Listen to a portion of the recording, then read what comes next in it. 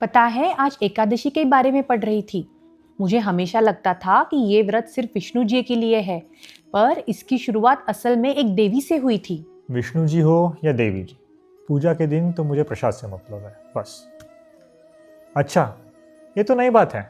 Give me more details. हाँ, कहते हैं राक्षस मूर को मारने के लिए एक divine feminine energy Vishnu ji की 24वीं पसली से प्रकट हुई थी। एक डिवाइन फेमिनिन एनर्जी जो अचानक से प्रकट हो जाती है, बिल्कुल वैसे जैसे ये प्रकट हो जाती है जब मैं गिला तौलिया बिस्तर पे छोड़ देता हूँ। वाह, दैट्स फैसिनेटिंग। ये तो एक तरह से डिवाइन इम्यून रिस्पॉन्स जैसे हुआ। मतलब संकट के समय अंदर से ही एक पॉजिटिव एनर्जी एक्टिवेट हो गई। एग्जैक्टली। और उस शक्ति को एकादशी का नाम देना और पूरा दिन उन्हें समर्पित करना कितना सुंदर विचार है। पूरा दिन डेडिकेट करना है, बिल्कुल वैसे ही जैसे हम वीकेंड्स की शॉपिंग को डेडिकेट करते हैं।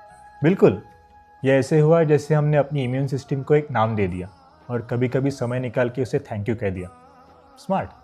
और व्रत में अनाज, प्याज, लहसुन छोड़ने के पीछे भी शुद्धि का ही भाव है। चलो बढ़िया है, प्याज काटने से छुट्टी मिली, इस शुद्धि के लिए मैं तैयार हूँ। इंटरेस्टिंग।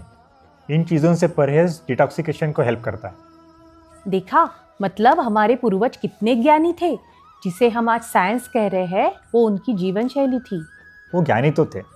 एक मौन व्रत भी बनाया है जिससे कभी कभी बीवी की बातों से ब्रेक मिल सके। सजेस्ट करूँ इसे? मैं तो इसे मेंटल डिटॉक्स की तरह देखता हूँ। खाने पर कंट्रोल करने से सेंसेस काम होती है और मन का फोकस भी बढ़ता है। और यह भी सुना है कि देवशयनी एकादशी से भगवान विष्णु 4 महीनों के लिए योग निद्रा में चले जाते हैं। ग्रंथों में लिखा है कि इन 4 महीनों में शादी जैसे बड़े शुभ काम रोक दिए जाते थे। योग निद्रा करने की कोशिश तो इसने भी की थी। योगा मैट पे 1.5 घंटा सो गई थी। इस पर सोचना होगा, शायद मौसम से कुछ लिंक हो। ये पीक फ्लू सीजन होता है, राइट? तो इन रूल्स की वजह से शायद मास गैदरिंग कम होंगे और बीमारियां कम फैलेंगी। वाह, तुमने तो इसे कितना प्रैक्टिकल बना दिया।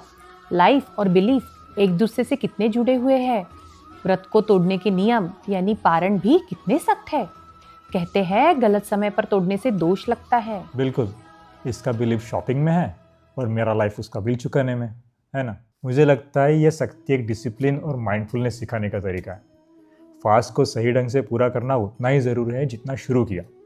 यह एक साइकिल को पूरी अवेयरनेस के साथ कंप्लीट करना सिखाता है। सबसे कमाल की बात तो यह है कि घर पर किया गया एक साधारण सा व्रत अश्वमेध यज्ञ या तीर्थ यात्राओं जितना फल दे सकता है। राजा हरिश्चंद्र को भी इसी व्रत से अपना खोया हुआ राज्य वापस मिला था। राज्य वापस मिला? क्या मुझे प्राइम टाइम पे टीवी का रिमोट मिल सकता है? मैं एक दिन के लिए भूखा रहने के लिए तैयार हूँ।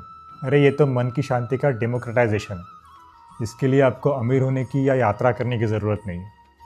यह सेल्फ मास्टरी और इनर पीस का एक पावरफुल टूल है जो सबके लिए हर जगह एक्सेसिबल है। यह तुमने एक सबसे खूबसूरत बात कही कि भगवान की कृपा कुछ चुनिंदा लोगों के लिए नहीं है। मैं तो सच बात कहता हूँ जी, खूबसूरत अपने आप लग जाती है।